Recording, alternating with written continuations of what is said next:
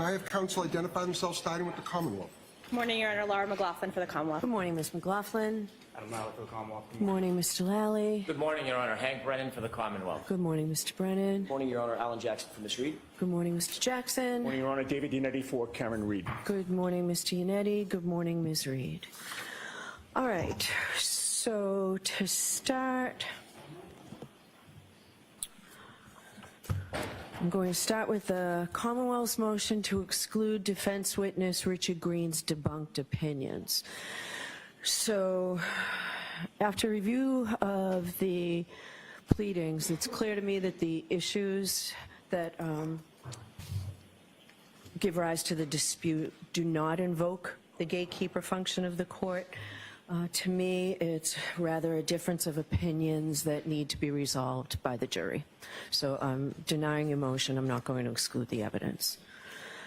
All right, so then I think what I'd like to move to is the defendant's motion to recover expert-related expenses from the Commonwealth. I did get a response from the Commonwealth on this, so I need to hear, Mr. Jackson, what it is you're asking me to do and why.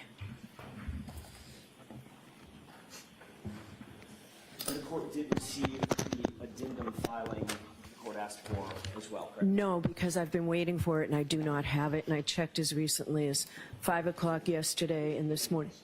I'll get it. I'll get it. Okay. Do you have an extra copy if you want me? Because I don't. It was coming from, the final copy was coming from Ms. Little from back in my office. That was. When did she send it? When? Yesterday. I think I was on the plane. Margaret checked for me yesterday. I think it was yesterday afternoon. I really do. I remember. Can you come here for 1 second, please? Who is she? Did she send it to all the clerks like she's supposed to, or just Mr. McDermott? I think she sent it to everybody. Her normal file. Oh, I'm sorry. Yeah, I'll check it. Yeah, no, Judge reminds me, I did get something else. It wasn't this. It was from the Commonwealth, so I've been waiting for this, so I need a That minute was to sent read at it. 12:57 p.m. yesterday. I did not get it. No.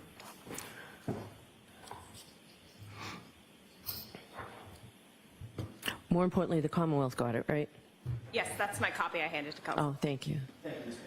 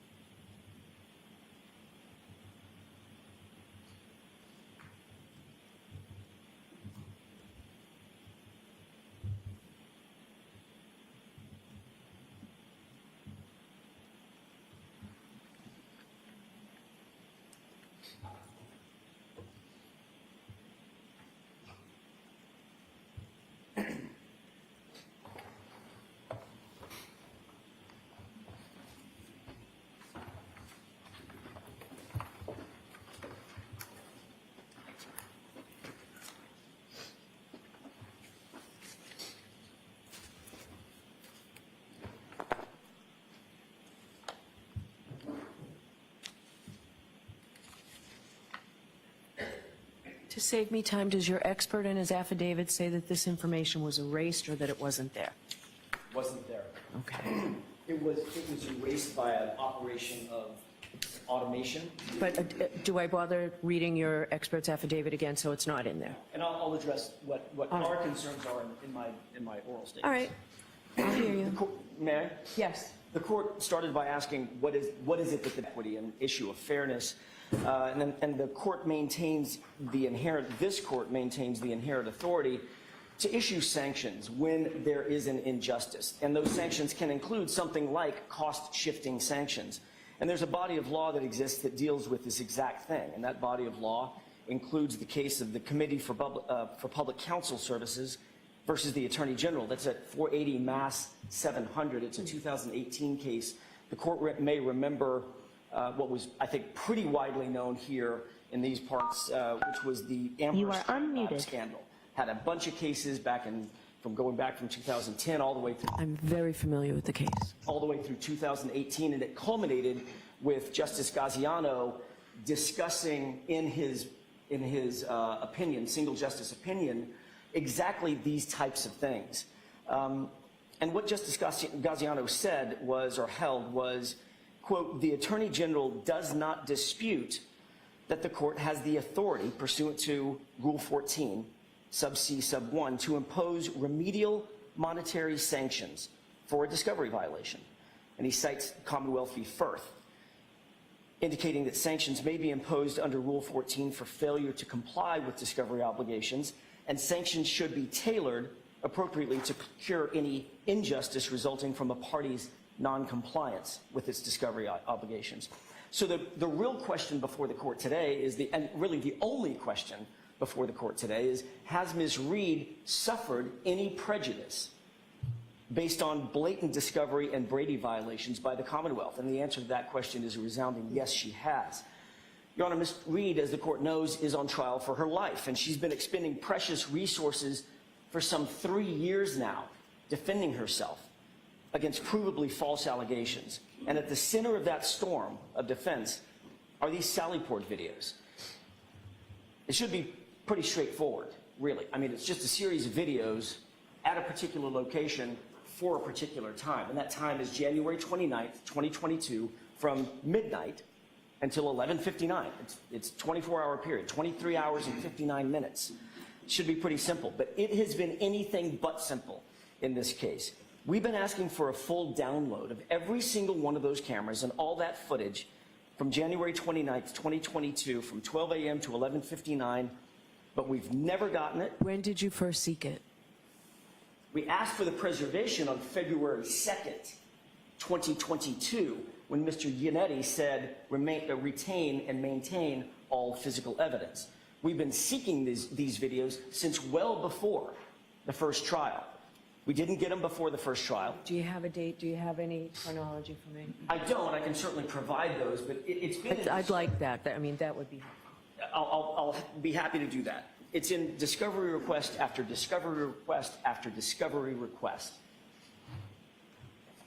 Basically, there's also a catch-all. We've been asking for all physical evidence concerning video footage from Canton PD from well before the trial.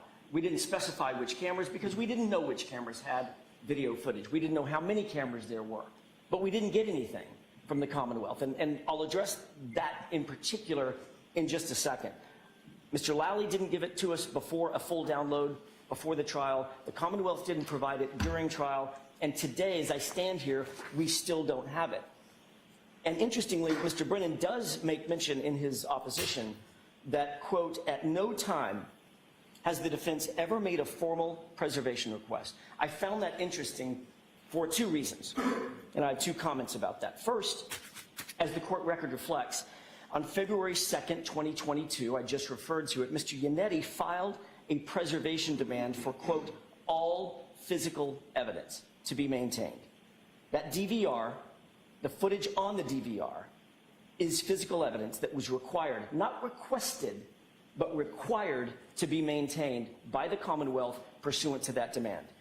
But second, and this is probably more important, it wouldn't have mattered if we didn't ask for it to be maintained. It wouldn't have mattered if we didn't ask for it to be preserved. This was a self-executing duty by the Commonwealth. As Justice Gaziano stated in the same case, the Committee for Public Counsel, quote, "A prosecutor's core duty is to administer justice fairly. To fulfill that duty, a prosecutor is required to turn over exculpatory evidence to a defendant without regard to its impact on the case. The failure to disclose evidence favorable to an accused that is material either to guilt or to punishment is a violation of due process. Litigation strategy plays no role in this process. Under our rules of professional conduct, a prosecutor is required to make timely disclosure to the defense of all evidence or information known to the prosecutor that tends to negate guilt of the accused or mitigate the offense." And he cites Massachusetts Rule of Professional Conduct 3.8 subsection D. The Commonwealth's Brady obligation is self-executing, Your Honor. It wouldn't have mattered one whit if we didn't ask for that footage, but it turns out that, in fact, Mr. Yannetti did ask that it be maintained. And the Commonwealth has still failed to preserve it. What we have gotten, it appears, are scraps and fragments of videos that the Commonwealth has decided on their own, within their own time frame to dole out to us over the course of months and years. And included in that scrap and fragment was a video that was missing 42 minutes. The court is well aware of this video. It was heavily litigated and heavily referenced at the first trial.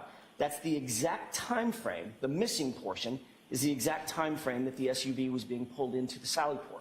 We got that video on April 4th, just days before the first trial. Keep in mind, it's a video from January 29th, 2022. Another one of those videos was the inverted video that has now seen some fame, that the Commonwealth tried to sell to the jury as a true and correct copy of a video within the Sallyport, and we got that one after the trial started, in the middle of trial. So why were we getting videos from January 29th, 2022, 2.5 years later? And why were some of those videos altered or manipulated and not in their proper format? We still don't have answers to those questions. And literally, while we're asking that question and while we're pondering that question, a couple of days ago, we're getting yet more videos, scraps, piecemeal. We got another Sallyport video just a few days ago, this one showing the Lexus backing into the Sallyport from some exterior camera. And that also is exculpatory evidence. Mr. Brennan writes in his opposition that the idea that the defense has been misled or was misled in its efforts to try to go secure that DVR footage is a distortion of the facts with, quote, no legal merit. Really? A distortion of the facts with no legal merit? Where's all this footage coming from, if not the DVR? It's the only place it was held. It's the only place it was captured. So of course we were misled by continually getting these piecemeal snippets of footage from the DVR, from the very source, had to have come from there, coupled with the Commonwealth saying, and Mr. Brennan saying, yeah, come on out, you can have your expert come out, meet us at Canton, we'll provide the DVR, you can have him look at it, he can bring his equipment, download whatever you want from that 24-hour period. So what were we to believe? That it was on the DVR?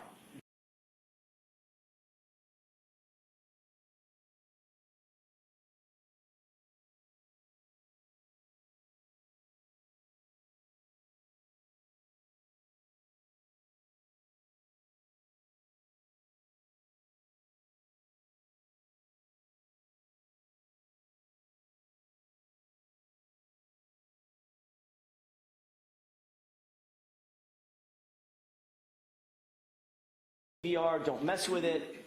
So I informed Chief Rafferty, tell your staff, don't touch it, don't mess with it, almost suggesting, intimating that it's my fault that we didn't know what was on the DVR. That's absurd also. How am I supposed to know what is or isn't on the Commonwealth? Said that was a sort of liberal interpretation of the facts. What I actually said was, Mr. Brennan, do me a favor, if we're going to come out there, just don't have anybody download it in advance. Let's do it all together when we're all in the same place. That's what I said, and he accommodated that. He said, sure, we'll agree to that. So based on this history of getting these small clips from January 29th, we knew there had to be more footage. So when Mr. Brennan came on board, we made the request to him as well as the requests that we had made to his predecessors. We want all the footage for that 24-hour period. And lo and behold, we started getting more clips, more snippets, more piecemeal bits and bytes from that DVR. And one of them was a clip of Brian Higgins standing out in front of Canton Police Department in the parking lot in the freezing cold at 1:35 in the morning on January 29th on his cell phone. To punctuate the importance of that video footage, recall that this issue was raised at trial. We talked extensively. When I say we, both the Commonwealth and the defense, me in particular, spoke with Mr. Higgins about this issue. It was raised at trial, and Brian Higgins never once, not once, on direct examination or on cross-examination, admitted to having made a phone call in the middle of the night on January 29th. And yet now, after the trial, we get a video of him doing exactly that. And that also proves that he lied in front of a federal jury, in front of a federal grand jury, when he testified that he didn't have or make any phone calls in the middle of the night. That is called exculpatory evidence, and that's Brady evidence, and it was withheld in its entirety during the first trial and for the last 3 years. And it's against that, the reason I bring that up, Your Honor, it's against that backdrop that we then say to Mr. Brennan, kindly give us the footage. I don't want this piecemeal thing to keep going on. Just give us the raw footage. We'll send an expert. So the plan was put in place, and experts were retained, and flights were booked, and hotels were reserved, and transportation was arranged, and all at Miss Reed's expense. She's writing the check for all of this. And our expert flies out to Canton, walks into the room, and within 10 minutes, they open up the front plate of the DVR, and lo and behold, the Commonwealth says and agrees, oh goodness, there is no footage. It was overwritten within 30 days. What? How could that possibly be? So the expert calls me. Mr. Jackson, what do you want to do? And I said, I don't know. I'm not a tech expert. Yeah, it's your job. I don't know what to do. If it's overwritten within 30 days, I don't know. Maybe there's a log. Let's find out who has access, whose digital fingerprints were on that DVR, who downloaded the footage, when it was downloaded. What about these clips that we have? I'm very confused. So the expert goes back and says to the technician for the Commonwealth, Colleen Crawford, well, let's at least download the log. At least we can have access to that, and we can start unraveling what's going on here. Oh, sorry, that's been overwritten as well. There is no log. You get no footage. You get no log. This was a complete and utter waste of time.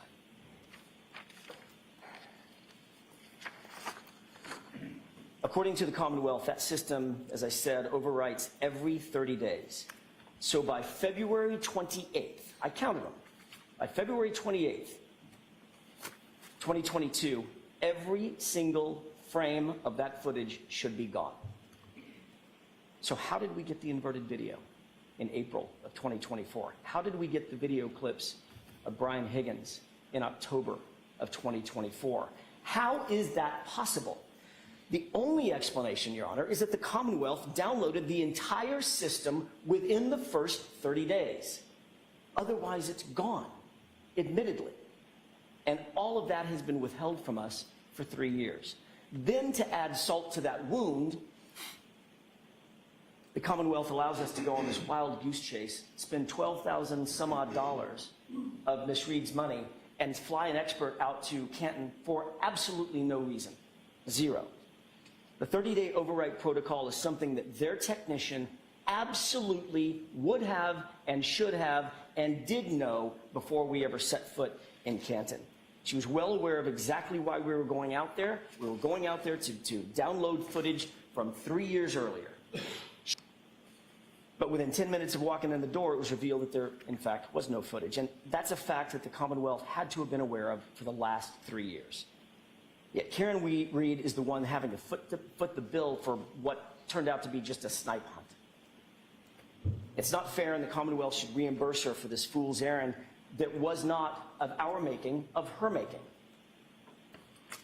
The Commonwealth has since told us, Mr. Brennan told us, that remarkably he went to Canton PD and a copy of the entire January 29th video footage and placed that copy in some sort of an iCloud account.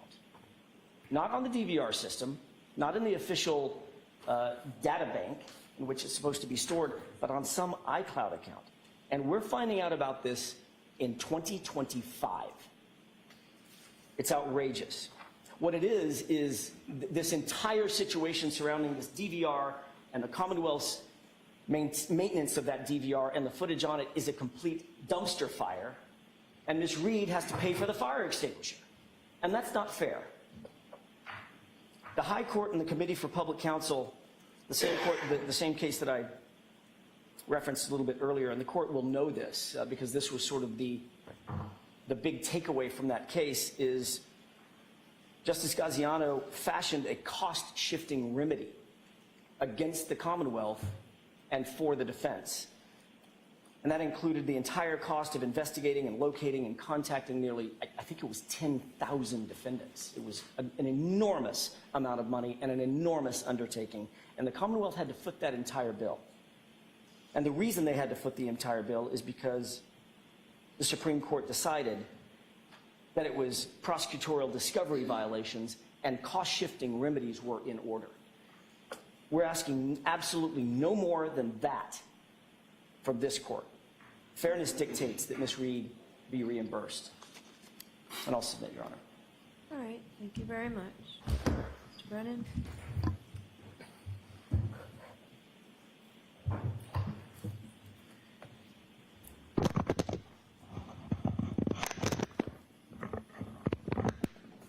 It's notable that the defense purposely conflates two very separate issues. If you had a chance to read their motion, they suggest that they should receive costs because they hired an expert, came to Canton, and didn't receive the information they wanted. Yet today in the argument, they try to give you a historical complaint about the production of videos in this case. That is a separate issue. That's a Rule 14 issue, but that is not the motion before the court. The reason I suggest they conflate the issues is because they know their merit for costs. I mean, their motion for costs has no merit whatsoever. And so what they're trying to do is incite facts, invoke this injustice they've created so that the court looks at the motion that they actually filed and gets it distorted. It is disappointing to stand before a court and file an affidavit as an attorney and have someone else have a cross affidavit. Frankly, in my career, when that has happened on rare occasions, I find that embarrassing. There is very skilled and able attorneys in this courtroom, and to work out discovery matters and agreements is something that attorneys always should do. And that is what I've tried to do in this case. I have tried to give the defense the best opportunity I can to get whatever information they want, whether it is required or not required. Yet, I'm standing here today, and I have to now share with you my conversations with the defense. I have to share with the court my position, which is contrary to the defense, because they have lodged a motion asking for money that they are not entitled to.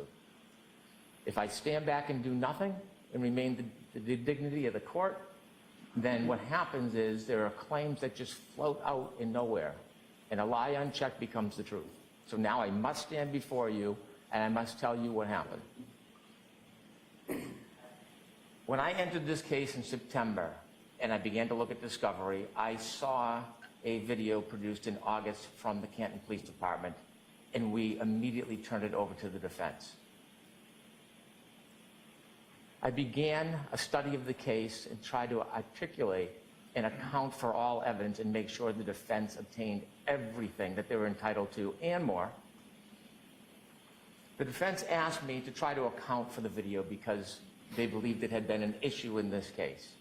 I looked through the docket. There was no motion to preserve videotape. I read the pleadings. Attorney Yannetti was meticulous in his motions to preserve. It was admirable. It was meticulous, the work he did. There was no motion to preserve, and that has some import. It doesn't relieve the government of their obligation to provide Rule 14 discovery or exculpatory evidence or Brady evidence. It doesn't relieve the Commonwealth of their obligations to be dutiful, but it is difference in kind. Because the defense, if they want something that is not obvious, they put the Commonwealth on notice. Having practiced for almost 3 decades, you file motions to preserve within 24 hours, 48 hours, or 30 days.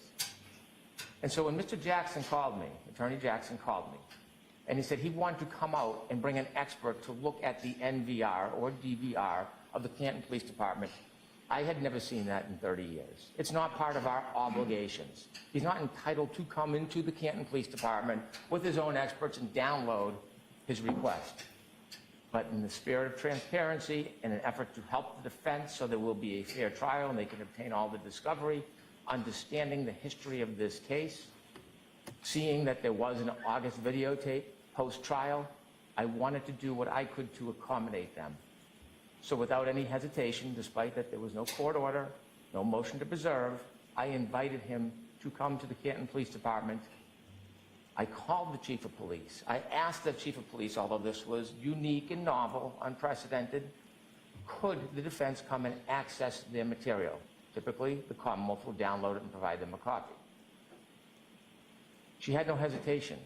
So I called Attorney Jackson back, and I said that we would allow it. Attorney Jackson expressed concern, understandably, being a defense attorney, that almost 3 years later, the video may not be on the NVR. I had the same concern. I want all of the evidence. I'm not looking for evidence that's good for the Commonwealth or helpful for my case. I want all of the evidence. And so after he expressed the concern, I made clear I had no idea what, if anything, was on the NVR. We could go and look at it, but Mr. Attorney Jackson didn't want that. He wanted his expert to be the person to open the NVR. And respecting his position, providing a professional courtesy, I agreed. I didn't mislead him. I didn't think there would be video. I had no idea.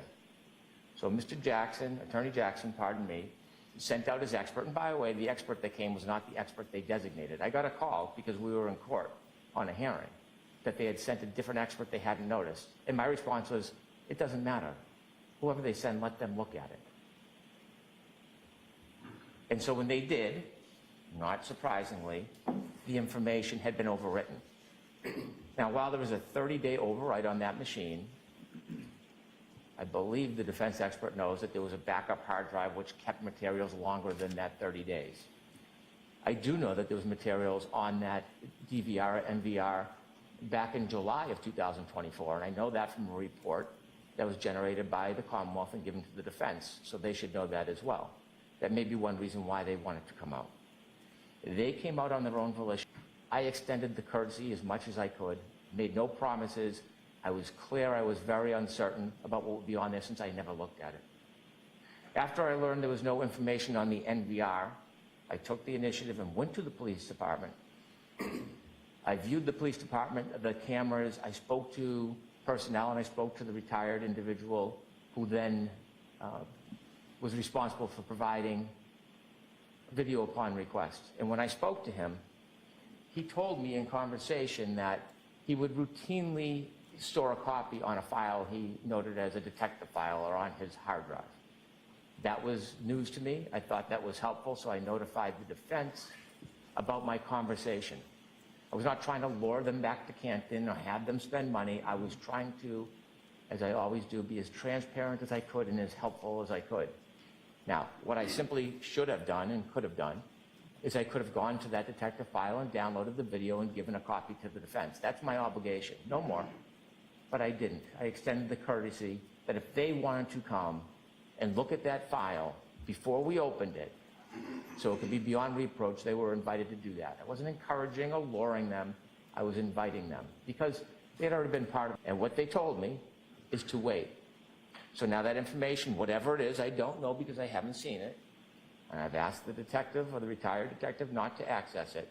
It is sitting in that file, supposedly. So at this point, it's the Commonwealth's position that we are going to go and download that information and give a copy to the defense. The defense waited almost 3 years. defense was very clear about my uncertainty would be on that tape. And now they stand before the court and they try to parlay this into some type of injustice for their cause. The case they cite, Commonwealth versus Frith, the district court was overruled in assessing costs because there was no egregious violation. This is not a Brady case. This is not a setup. This is the government providing information as the case progresses and evolves and changes and retools.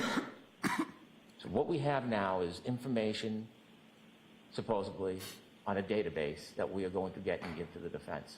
You should deny their motion. Nobody was misled in this case. They've taken a professional courtesy in an effort to help, and they've distorted it into some type of injustice. The Commonwealth's not going to be distracted from the cause in this case, which is a trial on April 1st. The court should not be distracted from the cause in this case. If they have a separate motion about Rule 14 violations, or motion dismissed for misconduct, that's a separate motion. That's not the motion before the court today. The motion before the court today is to attempt to recover costs for something they chose to do and that I accommodated. It should be rejected. Thank you. Any quick response, Mr. Jackson? Very briefly, with the court's permission. Sure. By the way, it is a Brady case. There's no question that the data on those videos are Brady. They're exculpatory. That's where we start. So Mr. Brennan can say all day long, that's not a Brady case, don't worry about it, let's just sweep this under the carpet like we've done everything else. It's you know, there's nothing to see here. That's not true. It's a Brady case because the information that we have now received from that DVR, that NVR system, is exculpatory to Ms. Reed. That's why I cited... Brian Higgins' part? That's why I cited the Brian Higgins part. Correct. And I suspect there's a lot more on there as well. The inverted video part is also Brady, which we got in the middle of trial. Mr. Brennan says, basically, his argument is, you know, deny the motion because they took a courtesy. I'm trying to be courteous. And he's a gentleman. This is not personal to Mr. Brennan. He seems to, the tone of his responses was, well, this is personal between Mr. Jackson and Mr. Brennan. It's not personal at all. This is about the defense and the Commonwealth. It's about Ms. Reed and the Commonwealth. But let's not conflate a courtesy with an obligation. The Commonwealth has an obligation. I don't care that Mr. Brennan wasn't on the case previously for the last 2.5, 3 years. It doesn't matter to me. This is not personal to him. I appreciate the fact that when he came onto the case, he immediately found in August, he found a video that had never been turned over. I can't fault him for that. He turned it over when he found it, apparently. What I can fault is the Commonwealth. Mr. Brennan was brought on warts and blemishes that preceded him, unfortunately, are now his responsibility as lead counsel for the Commonwealth. He indicates that when he found out that we wanted to come look at the DVR, and we had absolutely no right to look at that DVR, this was just a courtesy, etc. Well, that might be true if we hadn't made the request because we had been getting piecemeal videos from a DVR system that it supposedly was overwritten. So the oral request by phone call you're talking about? The latest one, right. So my request to come out and have an expert come out and see it. That's not just a courtesy. That's just good lawyering on his part and mine. You want to keep your hands clean, let's do it the transparent way. Have everybody come, bring their experts, whoever they might be, and let's download this stuff together. So there's no funny business, and everybody can wipe their hands and say, I didn't have anything to do with it except downloading the material, and whatever that material is, it is. That's just good lawyering. It's not a courtesy. He was doing that to protect his own and the Commonwealth's interests, and it was quite smart. Until he realized, because he didn't have any way of knowing it any more than I did, that there was no footage. It had been overwritten. Perhaps, certainly the defense was deceived. Perhaps Mr. Brennan was deceived. It indicates that he contacted Chief Rafferty, and she said, with no hesitation, yeah, bring him on out here. I wonder if that lack of hesitation had anything to do with the fact that the chief knew that there was no data on the DVR. You can come look all you want to. The bucket's empty. I have no idea about this iCloud account or who owns the iCloud account, why this data on January 29th was moved from the DVR to the iCloud account. Mr. Brennan did say, do you want to have your expert come back out and watch as we download the iCloud account? And I said, let's defer that because this is literally, these are the contours of motion that's going to be before the court. And I still want to defer it because what I didn't want to do is pay another $12,000 or $15,000 for a second bite at this apple just to find out that iCloud account is somehow compromised as well. Can you record it? Can you have somebody that it won't cost you $12,000 if you want to come out and just have someone record it as it's being done? Sure, I didn't mean to interrupt the court. Yes, I can certainly make accommodations other than flying an expert out and having somebody do it in person. That may be an option that we exercise. I may talk to Mr. Brennan about that because I still want to have some transparency on that process. But what I don't want is to throw good money after bad at this issue when she's already spent $12,000, $12,200 and something dollars for absolutely nothing. This is not a matter of courtesy. This is a matter of obligation. This was a matter of Brady. It's no different. And by the way, the case that Mr. Brennan cites, he indicated that I cited that case. I didn't cite that case. Justice Gaziano cited that case in his opinion in the committee case. And the ultimate opinion of that court was when there is a discovery violation, when there is a Brady violation, and there is no question that that's what's before this court. Blatant discovery and Brady violations. The Commonwealth doesn't, the court may remember, by the way, on the witness stand when these videos were coming in piecemeal, especially the inverted video, 2 or 3 witnesses all went like this. I wasn't the one totally, I wasn't the one that downloaded it.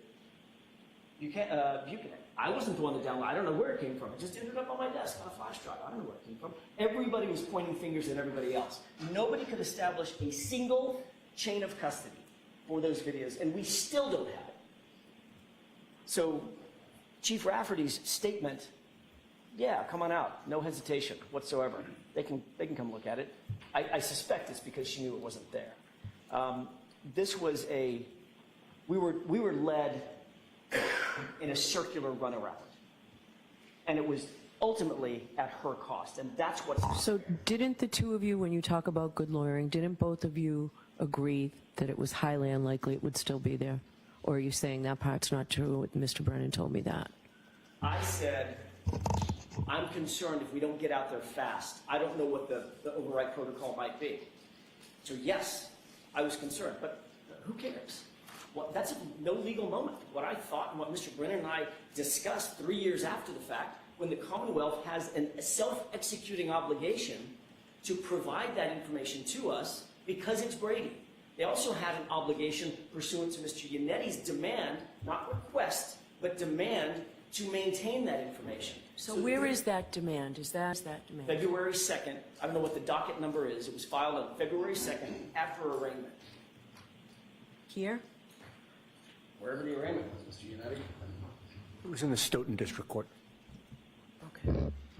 But it's part of the case file.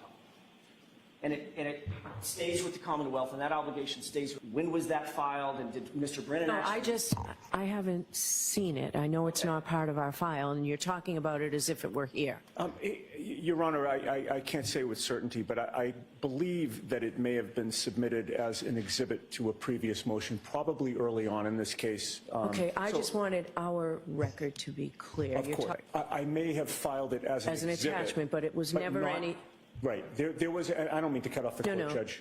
It was never brought before me or a judge who had this case before me to be heard. So there was early on, and so many motions have been filed in this case, but early on I did bring a motion, I believe before Your Honor, asking that all of the Stoughton District Court motions that I had filed at arraignment and thereafter be ratified by this court. That is in our record. So I need you to find that. Happy to do it. And tell us when it was filed, I need to see that. By the end of the day today, you will have whatever submissions we provided, and if it's not part of an exhibit, you will have that motion. All right.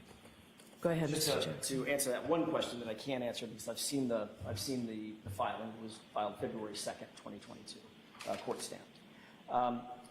My point is, even if that weren't the case, and it is the case, the obligation is self-executing. That's what Justice Gaziano was talking about when he talks about in the committee case, the self-executing duty that a prosecution has, or a prosecutor has, to maintain and preserve exculpatory information and provide that information to the defense. They didn't do that, and they led us to believe every single sign and signal, irrespective of what Mr. Brennan did or didn't actually personally know. The Commonwealth's conduct in this case, from the beginning of the investigation to now, suggested that that information existed, the DVR existed, sorry, the video footage on the DVR existed, and we were going out there to go on this wild goose chase at Ms. Reed's expense. It is not, I think we can all in this courtroom agree, none of this is our fault. We didn't do any of this. It's all on the Commonwealth's shoulders. It's all their responsibility. They should have to pay for what happened when we went out there for absolutely no good reason. And I'll submit. All right. Mr. Brennan, I have just a couple of questions. Yeah. So you don't know for certain whether this information was in fact downloaded onto the hard drive, but you suspect it is based on your conversation with the named gentleman in your affidavit? So there's two different systems. One's called the DVR, NVR. That's the actual system that keeps all the footage that's recorded.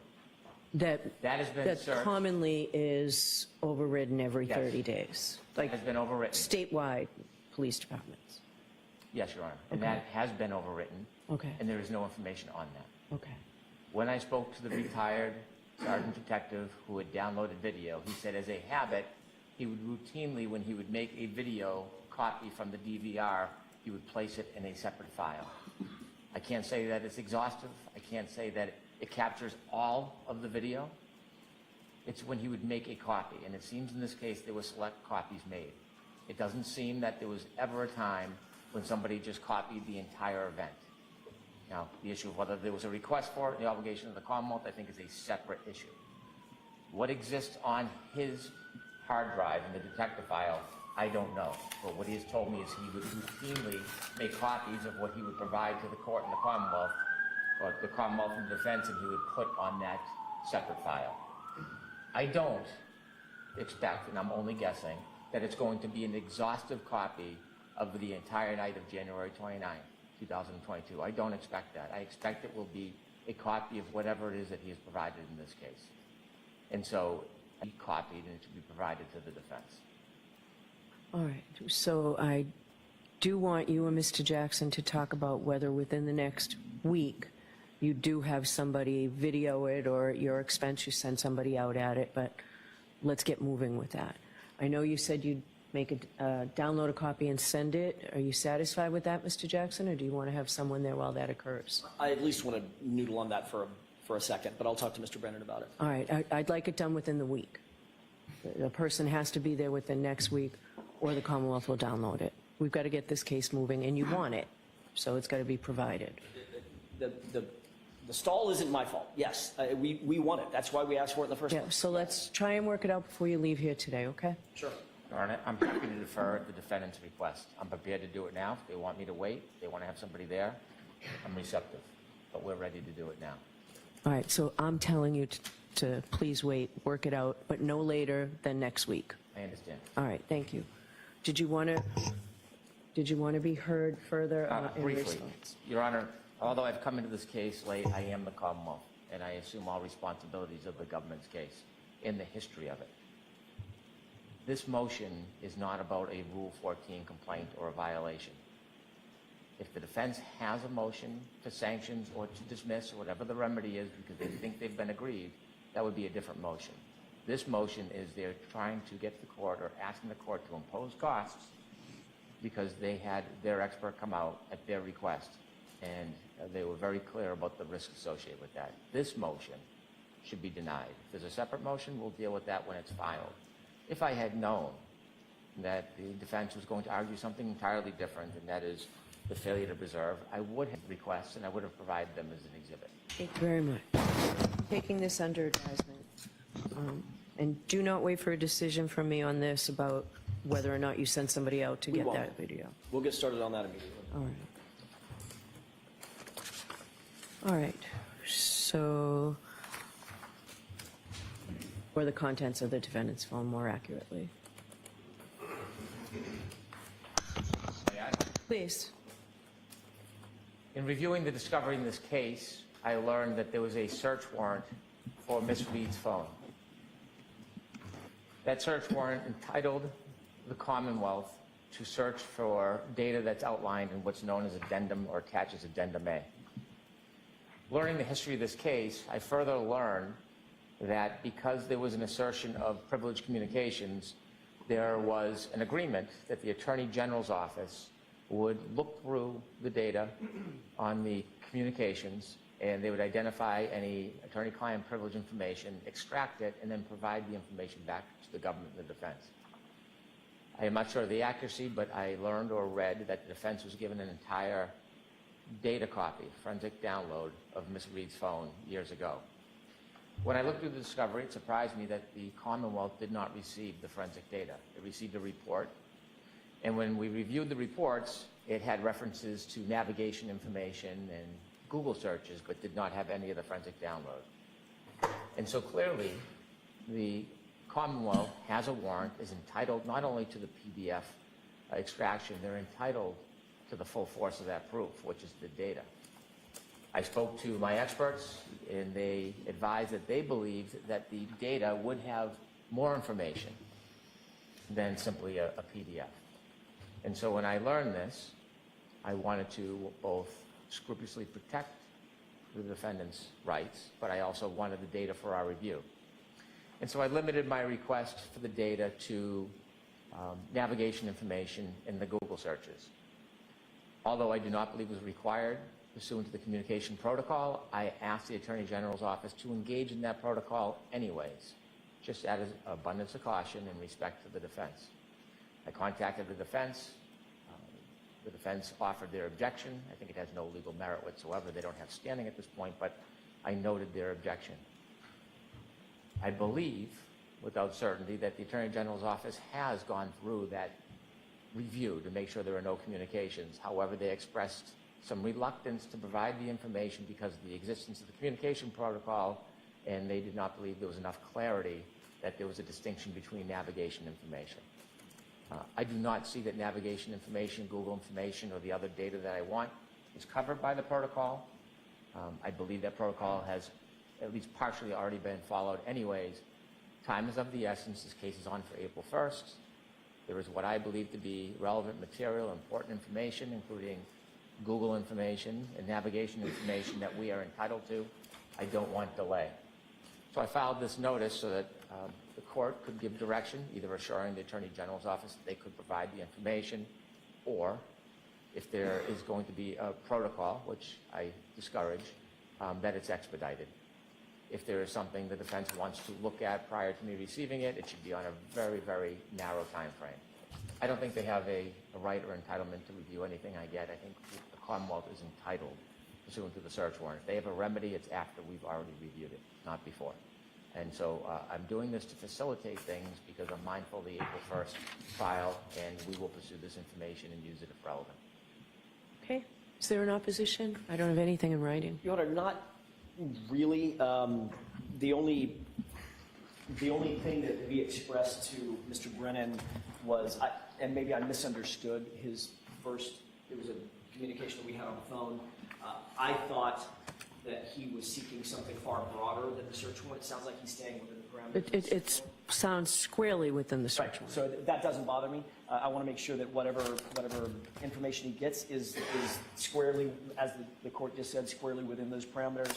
On January 28th at 9:30 p.m. until January 29th at 5:30 p.m. And otherwise, I don't disagree that pursuant to the search warrant, we can get the. I'm calling it raw data, but I think we all know what we're talking about. Not the PDF, but the underlying data. All right. It's squarely within the search warrant. Right. I do feel Mr. Brennan did not have to come to me or even you with it, but I do appreciate that you did so. So, yes.